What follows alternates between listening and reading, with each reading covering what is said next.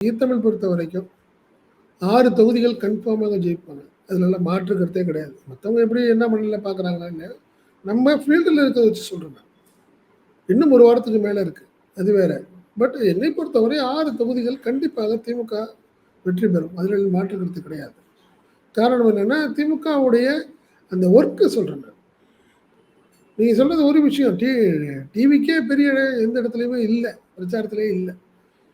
Field வந்து அதிமுக, திமுக versus திமுக தான் கொங்குலலாம். அதில் ஒன்றும் மாற்றம் இல்லை. பட் அதே சமயத்தில் நீங்கள் இதுக்கு செந்தில் பாலாஜி வந்ததுக்கப்புறம் அவங்களோட அந்த டீம் ஒர்க் பண்ண ஆரம்பிச்சதுக்கப்புறம் பார்த்தீங்கன்னா அதிமுக ஒரு சோர்வு இருக்குது. இப்போ நம்மளே இந்த வீடியோ போட்டோம். நம்ம தொண்டாமுத்தூருடைய கோவையுடைய பெரிய ஜாம்பவான்னு சொல்லக்கூடிய அதிமுகவில் வேலுமணியோட பிரச்சாரம் ஈடுபடலை. கோவை தெற்குல நம்ம கண்கூட பார்க்குறோம். அதனால நான் சொல்கிறேன், அதிமுக ஒரு பெரிய சோர்வை கொடுத்துருக்கிறது. திமுக இன்னும் அதனோட உதயநிதி வரப்போறாரு.